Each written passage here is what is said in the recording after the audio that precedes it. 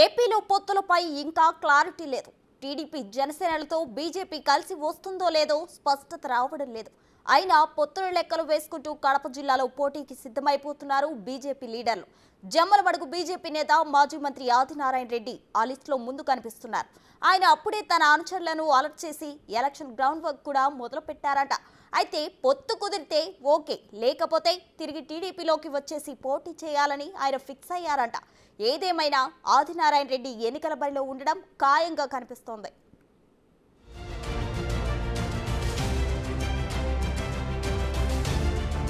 కడప జిల్లాలోని 10 assembly సెగ్మెంట్లలో YCP ఎమ్మెల్యేలే కొనసాగుతున్నారు. దివంగత వైఎస్ టైం నుంచి జిల్లాలో ఆ ఫ్యామిలీ హవానే నడుస్తూ వస్తోంది. 2004 తర్వాత టీడీపీ అక్కడ 1.5 స్థానాలకే పరిమితమవుతూ వస్తోంది. అలాంటి జిల్లాలో పొత్తుల లెక్కలతో జనసేన బీజేపీలకు సీట్లు సర్దుబాటు చేసినా ప్రయోజనమేంటన్న అభిప్రాయం వ్యక్తమవుతోంది. ఒకవేళ జనసేన గట్టిగా పట్టుబడితే రైల్వే కోడూరు కానీ రాజంపేట నియోజకవర్గం కానీ ఇచ్చే అవకాశం కనబడుతోంది. ఆ సెగ్మెంట్లలో టీడీపీ కూడా బలమైన లీడర్లు లేకపోవడంతో జనసేనకు కేటాయించినా పెద్దగా అసమ్మతి ఉండదంటున్నారు. పార్లమెంట్ సెగ్మెంట్ల విషయానికొస్తే బీజేపీతో పొత్తు ఓకే అయితే కడప ఎంపీగా ఆ పార్టీ నుంచి మాజీ మంత్రి దేవగుడి ఆదినారాయణ రెడ్డి పోటీ చేసే అవకాశం కనిపిస్తోంది. గత ఎన్నికల్లో ఆయన టీడీపీ ఎంపీ అభ్యర్థిగా అక్కడి నుంచే పోటీ చేసి ఓడిపోయారు. అలాగే ఎంపీ లెక్కలకి ప్రాధాన్యమిస్తున్న బీజేపీ మాజీ సీఎం కిరణ్ కుమార్ రెడ్డి కోసం రాజంపేట పార్లమెంట్ స్థానాన్ని కోరే అవకాశం ఉందంటున్నారు. 2014 ఎన్నికల్లో కూడా రాజంపేట ఎంపీ సీట్ ని బీజేపీకే కేటాయించారు చంద్రబాబు. అయితే కేంద్ర మంత్రి పదవిపై ఆశతో ఆదినారాయణ రెడ్డి తిరిగి కడప ఎంపీగా పోటీకి సిద్ధమైతే అసలు చిక్కులు మొదలయ్యే పరిస్థితి కనిపిస్తోంది.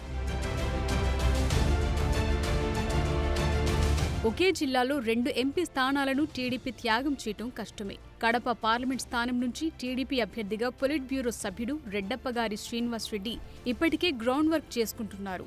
చంద్రబాబు ఏడాది క్రితమే ఆయన అభ్యర్థిత్వాన్ని ప్రకటించారు. అయితే ఆదినారాయణ రెడ్డి ఎట్టి పరిస్థితుల్లో వచ్చే ఎన్నికల్లో పోటీలో ఉంటానని గట్టిగా చెబుతుండటంతో ఆయన కడప ఎంపీ సీట్ ఆశిస్తే చంద్రబాబు కూడా కాదనలేరంటున్నారు.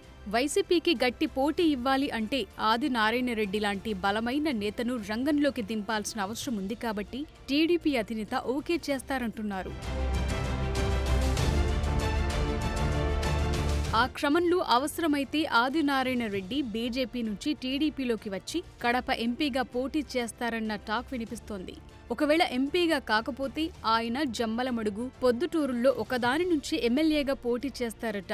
ఎంపీగానే పోటీ చేయాలని ఆయన భావిస్తే ఇప్పటికీ అక్కడ టీడీపీ ఇన్ఛార్జిగా శ్రీనివాస్ రెడ్డిని బుజ్జగించడం పెద్ద కష్టమేమీ కాదంటున్నారు. శ్రీనివాస్ రెడ్డి సతీమణి రెడ్డప్పగారి మాధవిరెడ్డి కడపలో టీడీపీ ఎమ్మెల్యే అభ్యర్థినిగా ప్రచారంలో దూసుకుపోతున్నారు.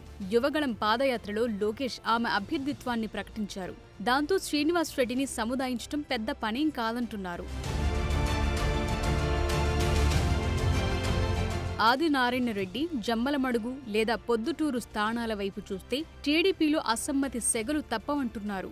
జమ్మలమడుగులో టీడీపీ ఇన్ఛార్జిగా ఆదినారాయణ రెడ్డి అన్న కొడుకు భూపేష్ రెడ్డి యాక్టివ్ అయ్యారు. ఇప్పుడు బాబాయ్ వస్తే ఆయన ఒప్పుకునే పరిస్థితి లేదు. ఇక పొద్దుటూరు నుంచి పోటీ అంటే ఇప్పటికే అక్కడ టీడీపీ టికెట్ రేసులు 4 కనిపిస్తున్నారు. పొద్దుటూరు మాజీ ఎమ్మెల్యేలు కూడా పోటీలో ఉన్నారు.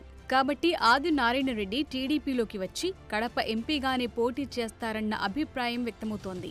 ఏది ఏమైనా ఆదినారాయణ రెడ్డి ఎన్నికల బరిలో దిగితే కడప జిల్లాలో పొలిటికల్ హీట్ పీక్ స్టేజ్కు చేరనుంది.